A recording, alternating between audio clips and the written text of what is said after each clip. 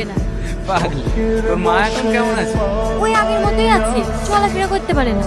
আসি রে। আছে চিঠি। কিসের চিঠি? রূপা টাকা পাঠিয়েছে।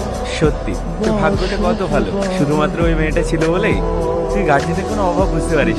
তা ঠিক বলেছিস, এরকম মনের মানুষ অনেক ভাগ্য করে পাওয়া যায়। কি লিখেছে? প্রিয় ভোলা, আশা করি তুই ভালো আছিস, আমিও ভালো আছি।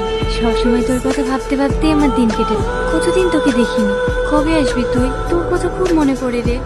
কিছু টাকা পাঠালাম, প্রয়োজনে খরচ করিস, নিজের খেয়াল রাখিস। তুই যে বলিস ও লেখাপড়া জানে না, জানে না তো পিয়ন কাকুই ওকে লিখে দেয়। ও আচ্ছা। দাদু তুমি?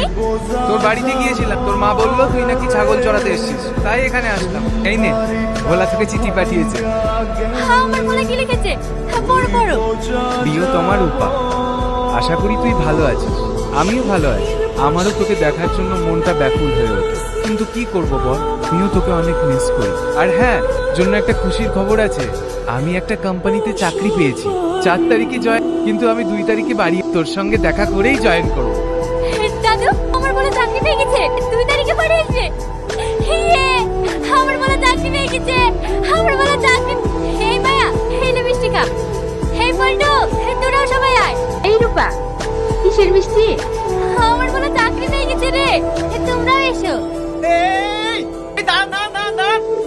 কি করতে যাচ্ছিলেন আপনি? ছাড়েন আমাকে, আমি